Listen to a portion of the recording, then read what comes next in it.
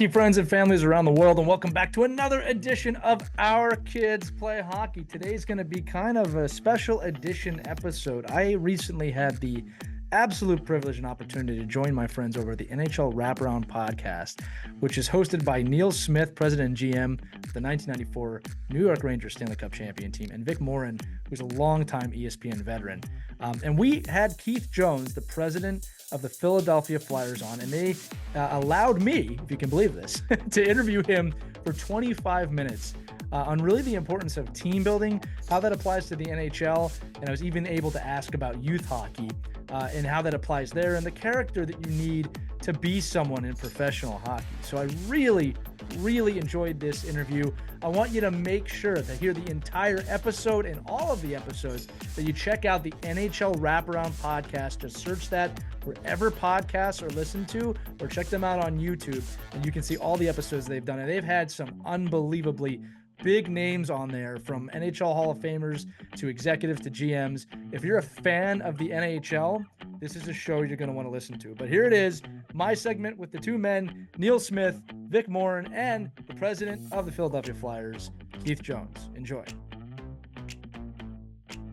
And welcome back to NHL Wraparound. Vic Morren along with Neil Smith, and our special guest, the president of hockey operations for the Philadelphia Flyers, Keith Jones.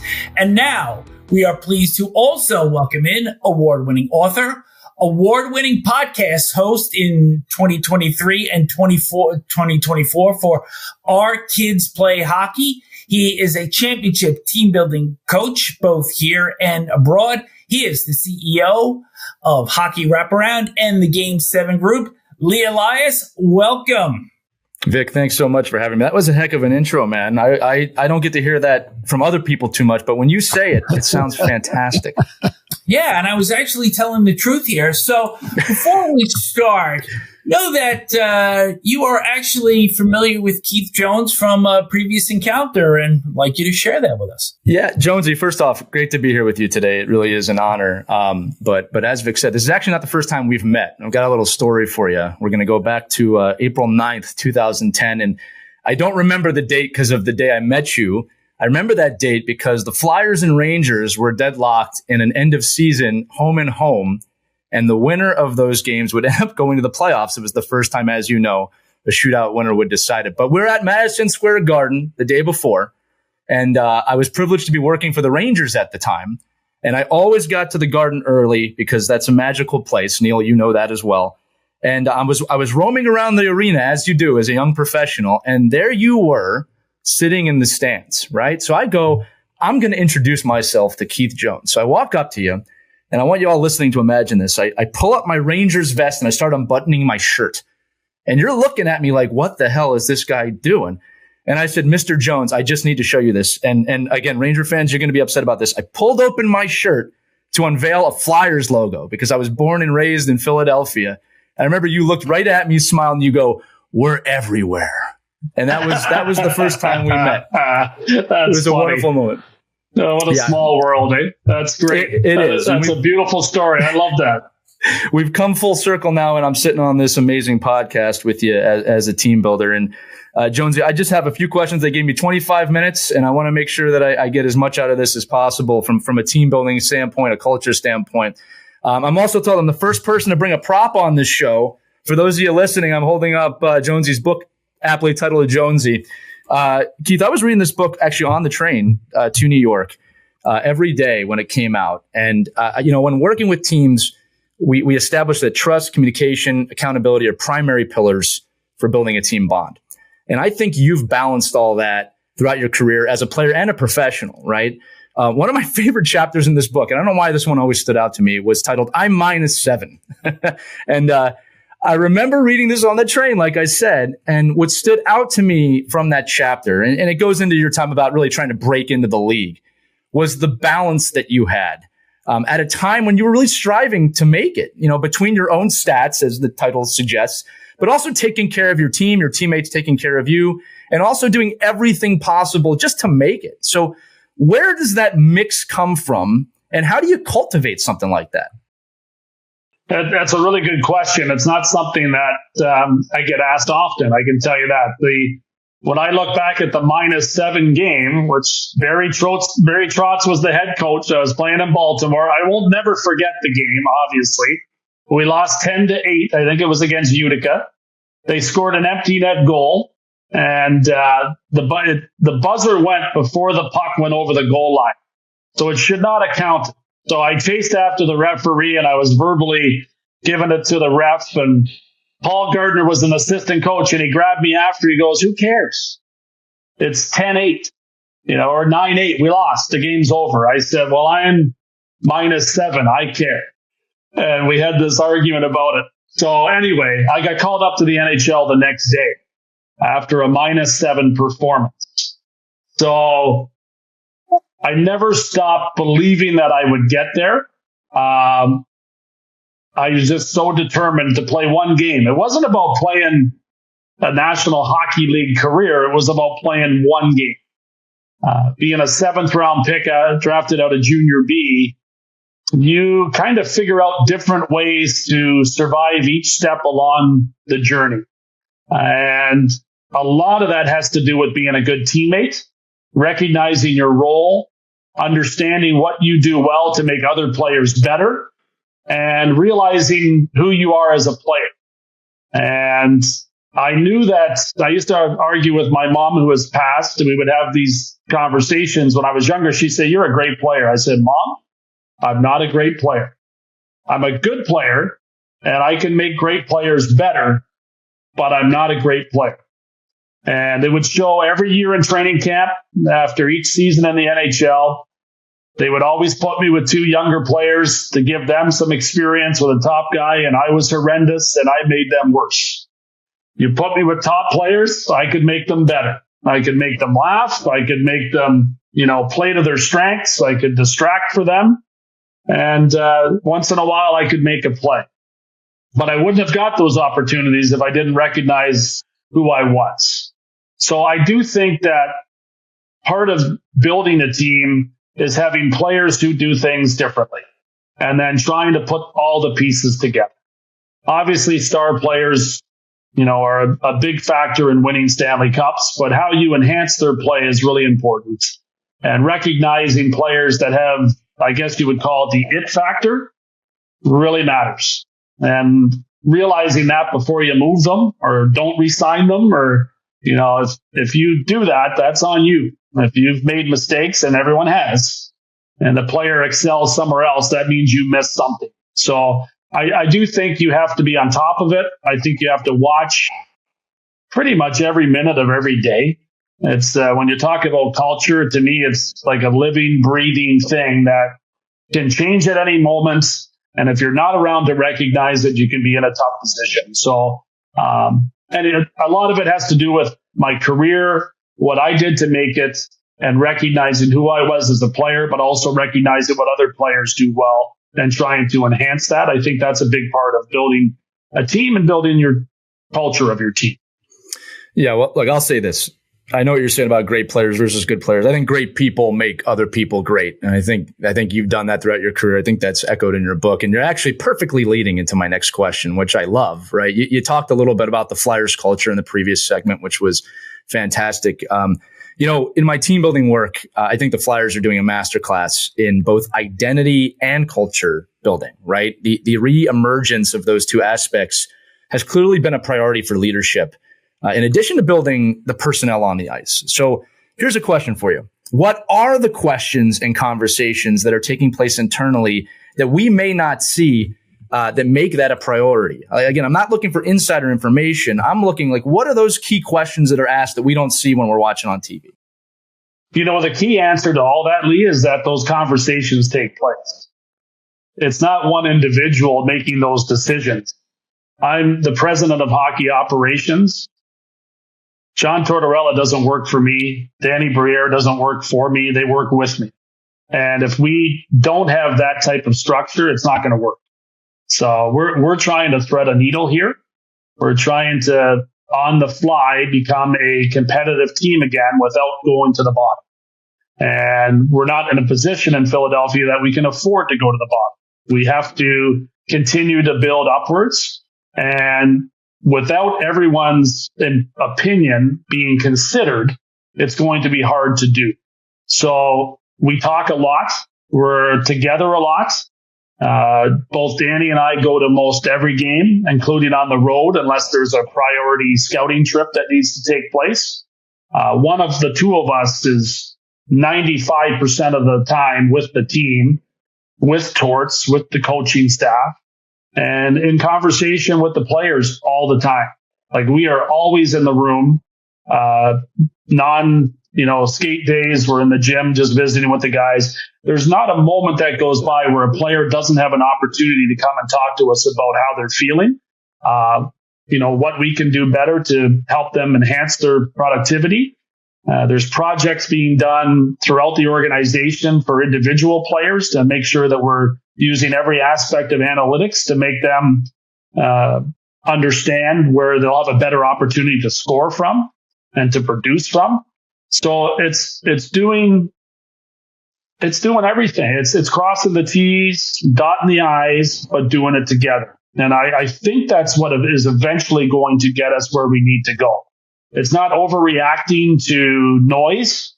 It's recognizing the difference between noise and news and trying to balance all those things in order to keep our fans appreciating what we're doing, because they're critically important to what we do. And at the same time, providing them an entertaining product that they can watch with the eye on the future and see where we're going. And we're trying to share that with our fans as much as we can, and being honest with them as much as we can in order to make sure that they feel like they're a part of this process as well. Yeah, I think you've definitely accomplished that. I mean, the feeling in Philadelphia for this team right now is kind of the way you described it. Of they're coming right, they're going the right way, right, and that's the direction you want to go in. This next question is for both you and Neil. In my line of work as a team builder, the misconception that I always have to explain to people is that all pro sports teams have a team culture. And that's actually not true, right? You see this at times that certain teams don't have it. There's problems that happen in the locker room. So again, question for both of you. What are some of the red flags that you've seen from both a player and organizational standpoint that can threaten or break a team culture and bond? And adversely, what are some of the hallmarks of great team cultures and team players? I'll go first, Jonesy. I mean, in my time in the NHL, I think it's an easy thing to recognize. Everything starts at the very, very top. And if you have somebody at the top who, for example, the owner or the owner's guy who doesn't know how to build a good culture, doesn't know how to do teamwork, doesn't know how to share in the good times and the bad times, doesn't know how to motivate people to want to put in the long hours that you got to put in when you're in sports, which are incredibly long. And that goes from everybody from the coach all the way through to the secretary that stays there right through the games at night and stuff. If you don't have that, it's going to be really hard to build your culture, because you can't go down to level 2 or level 3, for example, within the organization, say, okay, let's start building the culture at the general manager. It can't happen. If the guy above the general manager, be it the owner, be it the president, be it the corporate guy, if he doesn't want to build that culture and he doesn't know how to build the culture, it's almost going to be impossible for you to get it done, because everybody's got to work together. So that's a real red flag that I see in the NHL right now. And without mentioning names of teams, we all know who they are. We all know there's teams out there that obviously don't even have a culture. They don't know what they're doing. Where are they headed? What's going on? You look at who they've hired and you're like, what are you doing? Like, where did it come into your head to hire that guy? And then that guy will hire some wrong hires as well. And it'll just keep going down the chain. So that's the red flags that I see from the outside. From the inside, and I'll be quicker on this, you've got to stay on top of it every minute, every day, like Keith said. But the thing you've got to look for is, You got to listen to the trainers and listen to the assistant coaches and listen to the locker room attendants and listen to everybody and try to get as much intel as you can about which is a square piece that you're trying to put into a round hole, which is a round piece that you're trying to put into a square hole, which just doesn't fit. Who's talking about the same guy over and over again? And what are we going to do? And then you go back, as Keith said, you go back with your partners in crime that are there with you, your coach, your assistant GM, your whoever, and you start talking about this. And are you hearing the same thing I'm hearing about so-and-so? And this isn't good. This isn't good. I mean, so-and-so's wife hates so-and-so's wife. Like, that doesn't work. You saw that in Ottawa a few years ago, if you remember, with Erik Karlsson and one of the other players. Anyway. And Mike Hoffman. Yeah, exactly. And that's my answer to that. You've got to keep your ears and eyes on it all the time, but you don't stand a chance if the guy above you, and Jonesy can speak to this, if the guy above you doesn't understand the concept of building culture and doesn't understand you've got to have a good culture, you got no chance.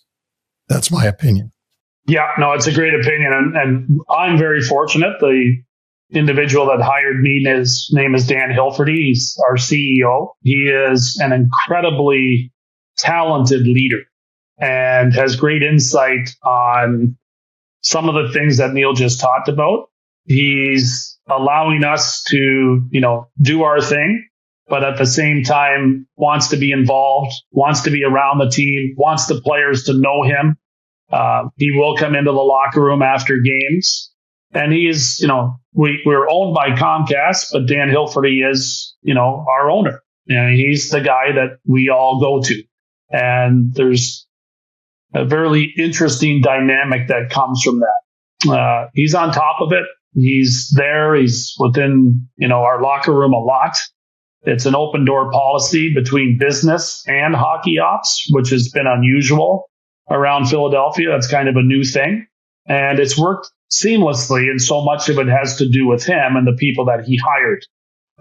Knowing what I discovered while working for the team for many years and doing their color commentary, I would hear so much stuff, and it's stuff that I didn't want to hear. I wasn't looking to hear it. It was coming to me, and it was negative.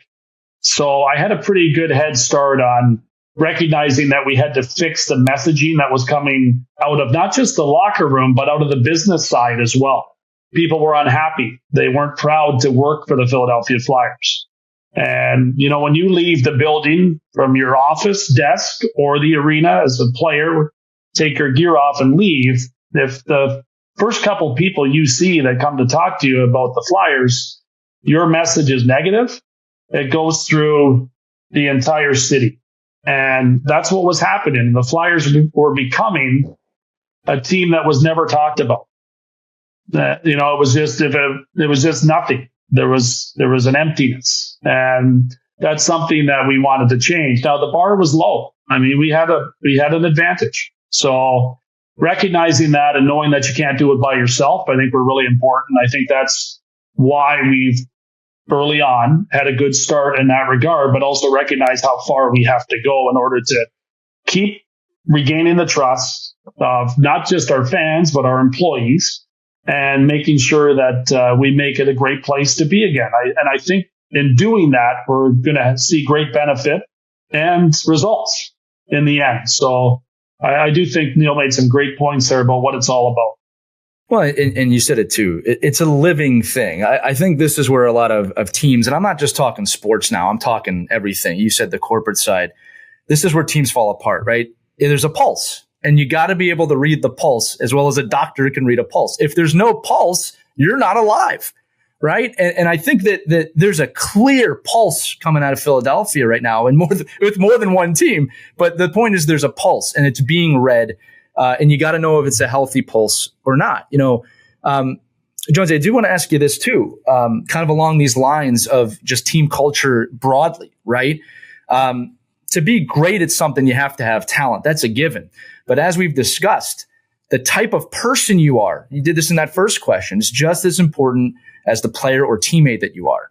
A lot of my work now started with professional teams, but I'm getting a lot of interest and work with young youth teams, youth organizations. So how much emphasis do you believe youth hockey organizations should be putting on incorporating team building and culture building? And I'm not really just talking about pizza parties and just, going out to Chuck E. Cheese's, if those still exist, into the program. I'm talking about real in-depth, talking about trust, communication, accountability, the difference between responsibility, commiseration, and having a good conversation. Is that something youth organizations need to be putting more time into right now? I don't think you can ever not put enough time into it. No, I just think that's something that you should exhaust as much energy as you can in trying to get that right. A lot of the young people that come out of those programs that are doing it right end up finding a way to make it to the NHL or, in the business world, or finding a great career after college hockey, whatever it might be. The ones that are a big part of allowing a team's culture to develop, and because of the way they act and because of how alert they are and recognizing when somebody needs to talk, needs to, a helping hand in order to improve, how they're feeling about themselves or how they're feeling about how they're playing. The two things go hand in hand. So I do think that those type of players are important. And I think Neil would agree with this. There is some luck involved when you're drafting. We all want great people. We want great people. We do. We want them to grow up and be outstanding young men or women, and we want them to just, do great things. But there's luck. I mean, you can't know every detail about every player, although you can know more than I think you could ever before.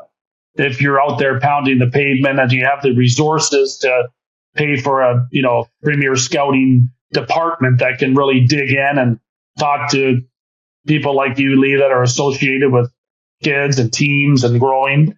I think all of those things are extremely important. But I do acknowledge that there is a little bit of luck. Like, we had luck this year in the draft. We drafted just great kids. They showed up at development camp and you get to know them a little bit better, and you walk away from talking to them or watching them interact with their friends and you go, wow, that's really cool. Like, that's great. They're good hockey players, but they're really good people. And I can't tell you that we knew every one of them inside out before, but we had a pretty good idea. But just to see how they operated was awesome. And then now we have a foundation to continue to build with those kids at every development camp that they come to. And some will progress quicker to the National Hockey League, usually their earlier picks. And the others we'll keep an eye on, because those 5th, 6th, 7th round picks, once in a while, they find their way to the National Hockey League. We want to do all we can to make sure that we enhance them. Yeah, we talk a lot on my show. A lot of hockey parents listen to that show, right? And we talk about the importance of, look, you're developing a person before a hockey player. And that's a massive piece. And what I love about what you just said, and you can see it on your face if you're watching this, is the reaction to the type of person they are. I mean, it really, really matters. And parents know you play a role in this. We always say on the show, you're not crazy. The youth hockey world is crazy, right? You're just having to navigate through that. Last one from me, because I know they're going to cut me off here soon. I really appreciate all the time, guys. It means the world to me. Again, look, born and raised in Philadelphia. I'd be amiss if I didn't ask a Philadelphia sports fan question. I do want to say the two greatest fan bases I've been involved with is Philadelphia and New York, right? When I got to work with the Rangers, that was a special time. But Philadelphia fans demand a high standard. They demand excellence. If you're not going to put that product out there, they're going to let you know about it. It's one of the unique things about our city. We've seen athletes like Bryce Harper fully embrace that. I loved Mishkov getting off the plane in an orange Phillies hat. That was a brilliant move. I'm just going to assume he had it on. That's where we're going to go from that. I think sometimes fans can think, hey, the team doesn't really care about us. And I'll tell you what, Jonesy, in my experience in pro sports, that's so untrue. Teams really do care about that fan base for lots of different reasons, not just monetary. I remember a game years ago. I can't remember who we were playing, but it was a horrible storm outside. And people still showed up to the arena. I remember the Flyers were losing. I think Peter Laviolette was the coach at the time, and he went in the locker room between periods and basically said, you got 3,000 people that dredged through this horrendous weather to be here today. You better go win this game. And they did. I remember that because we heard about that in the post press conference. You talked about it a little bit earlier. Not that fans make decisions when it comes to players and ice time and anything like that, but how much does that aura of Philadelphia fandom play into how you operate this team as president? Well, we respect them a lot, and I know them well, and I recognize that it's important that they're talking about the Flyers.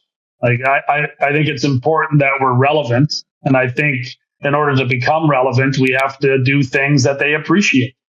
We want to make sure that we're a tough, hardworking team that throws everything out on the ice and gives it everything that they have every shift. And I think John Tortorella is a great coach to send that message to our players. It's a city that is tough. It is a difficult place to play. We recognize that. It's not for everybody. And I feel very fortunate that Michkov has that type of attitude, that he's going to embrace playing in a tough city. He wants it. He wants to be recognized. He wants to be feeling like he's doing something really cool. And to him, playing in the National Hockey League is everything. The Phillies are a great example. You brought up Bryce Harper. Harper alone wasn't selling out stadium. Harper with a good team sells out the stadium every night. So it's one thing to have the star and do all you can with that star, but it's another thing to make sure that you have a good team that wins in Philadelphia. And for hockey, we have to go above and beyond that because of where we've fallen to in the pecking order. So we know where we're at. We know where we want to get to, and it's ultimately up to us to, help provide the type of product that our fans want to come out and see. So we love it. We loved playing in Philly. Both Danny and I, of course, were able to do that. Dan Hilferty grew up in Philadelphia, a fan of all sports. So there's a really strong connection and an open mind to exactly what we need to do to get there. So the fans do play a huge part in that. It's a city where a guy will walk up to you with his shirt, rip it open, and show you a Flyers logo. Vic, I just bookended that for you beautifully. My friends, I really appreciate the time today. Team building, culture building is something, it's in my blood. It's what I believe in. All three of you exude that all the time. And I just want to tell you how much I appreciate you letting me come on and ask these questions today. It means the world. Well, it was great. And I think just, the insight from your questions and, of course, Neil's experiences in New York and a career that's really gone over 4 decades. And Keith, your position with the Philadelphia Flyers, I think the insight and just to be able to do this in a relaxed atmosphere during the summer just has a real feel-good aspect to it. And it actually starts to get us prepared for the 2024-25 season. So, Lee, thanks so much for joining us today. And Keith, all the best as a new grandfather. And we look forward to seeing you down in Voorhees in September when the Flyers open training camp. Thanks so much, guys. Really enjoyed talking to all three of you guys and appreciate you having me on. Thank you. All right. Thanks so much for listening to this edition of Our Kids Play Hockey featuring the NHL Wraparound podcast. Once again, if you enjoyed this interview, you're really going to enjoy the NHL Wraparound podcast. Go check them out wherever you listen to podcasts or on YouTube. It is a phenomenal show, not just for the NHL fan, but the people that want to dive a little bit deeper into the thought process of how NHL teams operate and how to run great organizations like that. Neil Smith, Vic Morren, I cannot thank you enough for the opportunity to interview Keith Jones of the Philadelphia Flyers. What a wonderful world we live in. All right, we'll see you on the next episode of Our Kids Play Hockey. Make sure you check it out. All of our episodes available at ourkidsplayhockey.com and join our Facebook group, Our Kids Play Hockey, where the conversation continues off the airwaves. We'll see you next time. Remember to skate on.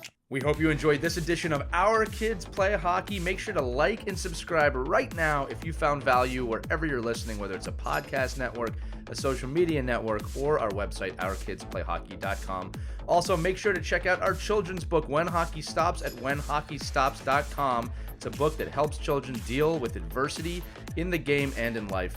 We're very proud of it. But thanks so much for listening to this edition of Our Kids Play Hockey, and we'll see you on the next episode.